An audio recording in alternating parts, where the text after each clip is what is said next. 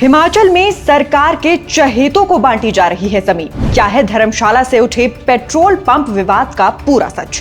One भूमि पर खुलेगा private petrol pump. NOC देने के लिए कौन बना रहा अधिकारियों पर दबाव? तुम्हारी फाइलों में गांव का मौसम गुलाबी है, मगर ये आंकड़े झूठे हैं, ये दावा किताबी है।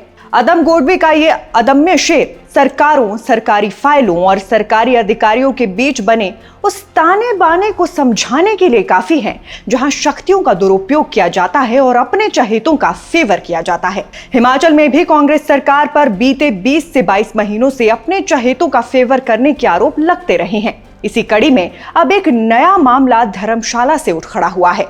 आरोपों और अखबारों के हवाले से बताया जा रहा है कि धर्मशाला में वन भूमि पर एक निजी पेट्रोल पंप खोला जाना है। अब ये पेट्रोल पंप किसका होगा? इस बारे में कहा जा रहा है कि पेट्रोल पंप स्थापित करने वाला व्यक्ति प्रदेश सरकार में एक माननीय का करीबी है, जिसे फेवर करने के लिए वन भूमि पर पेट्रोल पंप खोलने की एनओसी दिलवाने के लिए शिमला से अधिकारियों पर दबाव बनाया जा रहा है। तो फिर क्या है इस पूरे मामले की सच्चाई? किस विधायक का करीबी खोलना चाहता है धर्मशाला में पेट्रोल पंप? एनओसी देने के लिए कौन बना रहा है अधिकारियों पर दबाव? और क्या है इस पूरे मामले का भाजपा कनेक्शन? आसान भाषा में ये सब कुछ आपको समझाएंगे, मगर उससे पहले हमारी हौसला अफजाई करने के लिए सब्सक्राइब का बटन दबाएं और वीडियो को लाइक शेयर भी जरूर करें। तो फिर खबर यह है कि धर्मशाला में एचआरटीसी बस अड्डे के समीप पेट्रोल पंप के लिए लंबे समय से जमीन तलाशी जा रही थी। इसके बाद इसी 1 अक्टूबर को एसडीएम कार्यालय धर्मशाला की तरफ से डीएफओ धर्मशाला, तहसीलदार धर्मशाला, फील्ड कानूनगो और पटवारी के अलावा नगर निगम धर्मशाला के आयुक्त को संयुक्त निरीक्षण के निर्देश जारी किए गए।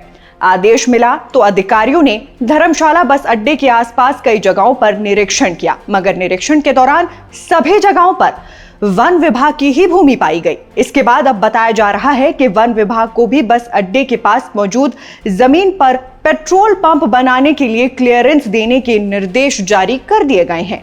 धर्मशाला विधायक सुधीर शर्मा की तरफ से इस बात का दावा किया गया है कि एसडीएम धर्मशाला ने पेट्रोल पंप के लिए वन भूमि की डिमार्केशन भी करवा दी है। सबसे पहले इस मामले को उठाने वाले विधायक सुधीर शर्मा ने यहां तक कह दिया है कि इस पेट्रोल पंप का विरोध करेंगे, उसी स्थान पर विरोध करेंगे।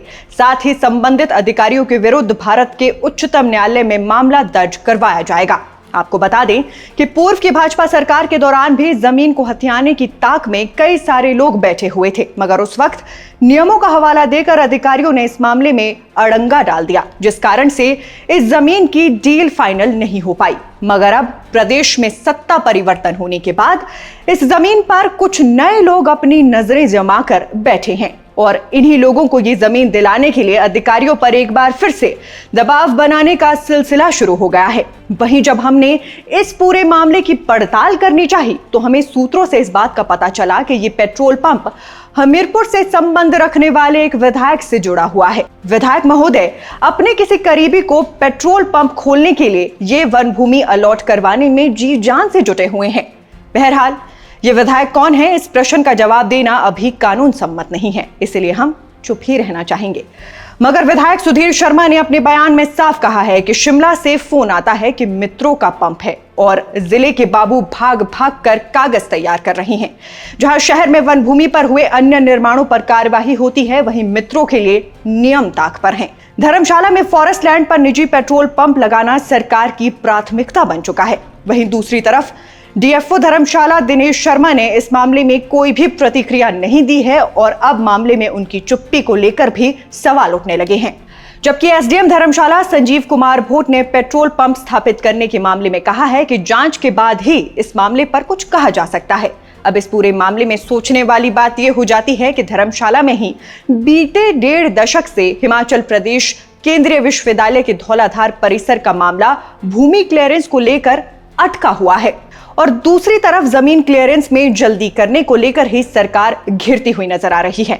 बाकी विधायक सुधीर शर्मा के तेवर देखकर ये बात तो साफ हो गई है कि ये मामला अभी और लंबा खिंचने वाला है। ऐसे में हमें भी भविष्य के न्याय का इंतजार रहेगा। बाकी आप दर्शकों को हमारी ये रिपोर्ट कैसी लगी कमेंट बॉक्स में बताइएगा। माननीय विधायक जी का नाम ना बताने के लिए हम क्षमा प्रार्थी हैं। उम्मीद करते हैं आप हमारी स्थिति को समझेंगे। अभी के लिए बस इतना ही। नमस्कार।